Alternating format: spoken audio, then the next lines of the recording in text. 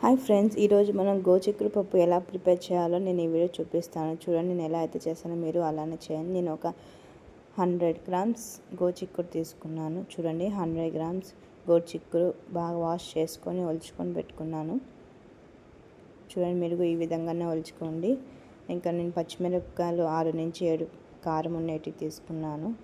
ఇంకా బౌల్ పెట్టుకొని 2 table spoons oil వేయండి. ఆయిల్ కొంచెం ఎక్కువ వేస్తే త్వరగా బాగా వేగుతాయి. చూడండి, ఆయిల్ హీట్ అయిపోయింది.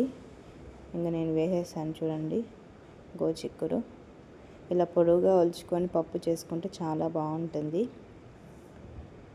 ఇంకా బాగా కలపండి, నూనె అన్నిట్లో పట్టేటట్టుగా. చాలామందికి పప్పు అంటే తెలీదు, ఈ వీడియో చూసి చేయండి, చాలా బాగుంటుంది. పచ్చిమిరపకాయలు పొడవుగా కట్ చేసుకొని వేసుకోండి, కారం అనేది బాగా పడుతుంది.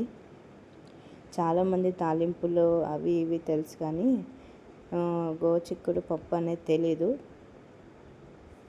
చూడండి, నేను మూత పెట్టేస్తున్నాను. మూత తీసి చూస్తున్నాను. చూడండి, వేగుతున్నాయి బాగా.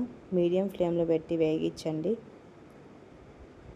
ఇంకా మనం ఏవైతే కావాలో ఇంగ్రీడియంట్స్ చూడండి, నేను చూపిస్తున్నాను. కొత్తిమీర తగినంత, తెల్లగడ్డలు 3 నుంచి 4, చింతపండు, టమాటాలు 2 కట్ చేసుకొని పెట్టుకున్నాను. ఇంకా మూత తీసి చూడండి, బాగా వేగిపోయాయి పచ్చిమిరపకాయలు, గోచిక్కుడు. ఇంకా ఒక గ్లాస్ వాటర్ వేసుకోండి. ఇంకా మనం ఏవైతే కట్ చేసుకుని పెట్టుకున్న 2 టమాటాలు వేస్తున్నాను. చూడండి, ఇంకా తగినంత చింతపండు. చూడండి, చింతపండు ఎక్కువ అవుతుందేమో అనేసి నేను కొంచెం తీసి వేస్తున్నాను. ఇంకా తెల్లగడ్డలు 3 నుంచి 4, కొత్తిమీర. చూడండి, ఇవన్నీ బాగా కలపండి. ఇవన్నీ బాగా ఉడికిపోవాలి. ఇంకా తగినంత పసుపు వేయండి. ఇంకా ఇవన్నీ బాగా ఉడికించండి. ఇవి బాగా ఒక 10 నుంచి 15 నిమిషాల వరకు మీడియం ఫ్లేమ్లో ఉడికించండి. చూడండి, బాగా ఉడుకుతున్నాయి. హై ఫ్లేమ్లో పెట్టకండి, వాటర్ ఇమిరిపోతాయి కానీ ఉడకవు. మీడియం ఫ్లేమ్లో పెడితే బాగా ఉడుకుతాయి. ఇంకా చిటికెడంత ఉప్పు వేయండి, బాగా ఉడకనీకే. ఉప్పు కారం అన్నీ పడతాయి. ఇంకా ఇప్పుడు మీడియం ఫ్లేమ్లో ఒక 15 నిమిషాలు ఉడికించుకోండి, ఉడికిపోతాయి. ఇవి నాతాయి గోచిక్కుడు. చూడండి, ఆల్మోస్ట్ అంతా ఉడికిపోయాయి. చూపిస్తున్నాను. చూడండి, కింద వాటర్ అనేది వచ్చేసింది. చూడండి, ఇంకా కొంతసేపు ఉడకాలి, ఒక 10 నిమిషాలు.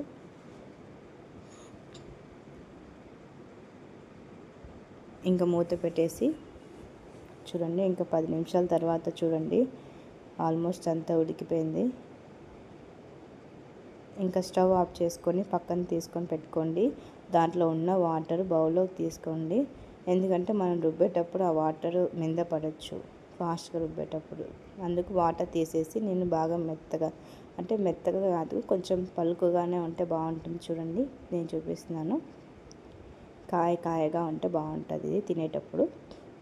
ఇలా రుబ్బుకోండి. ఇంకా దాంట్లో ఉన్న వాటర్ మళ్ళీ దాంట్లో వేస్తున్నాను. ఇంకెవరైనా చిన్నపిల్లలు ఉంటే ఆ వాటర్ అనేది తీసుకోండి, రసము చాలా బాగుంటుంది. దాంట్లో పోపు వేస్తే సరిపోతుంది చిన్నపిల్లలకైతే. చూడండి, ఈ వాటర్ నేను దాంట్లో వేసాను. బాగా కలపండి. ఇంకా మనం పోపుకి కావాల్సిన ఇంగ్రీడియంట్స్ ఆనియన్స్, కరివేపాకు, సాసోలు, జీలకర్ర. ఇంకా నేను పెనం పెట్టుకొని 1 టేబుల్ స్పూన్ ఆయిల్ వేస్తున్నాను. ఇప్పుడు ఆయిల్ తక్కువ వేయండి, ఎందుకంటే ముందు మనం ఆయిల్ వేసాం కాబట్టి. సాసోలు, జీలకర్ర, ఇంకా ఆనియన్స్, కరివేపాకు వేసాను. చూడండి, ఇవి బాగా వేగాక మనం ఏవైతే గోచిక్కుడు పప్పు రుబ్బామో దాంట్లో వేసుకోండి. ఈ పప్పు మటుకు సంగట్లోకి కానీ అన్నంలోకి కానీ బాగుంటుంది. పెద్దోళ్ళు అయితే సంగట్లో తింటారు, మనం పిల్లలం అయితే అన్నంలో తినేయచ్చు. చూడండి, ఇది మటుకు చాలా బాగుంటుంది. ఇది ఆంధ్ర స్పెషల్. మా ఛానల్ లైక్ చేయండి, సబ్స్క్రైబ్ చేయండి, షేర్ చేయండి. Thanks for watching. మళ్ళీ వీడియోస్ పెడుతూ ఉంటాను, చూడండి.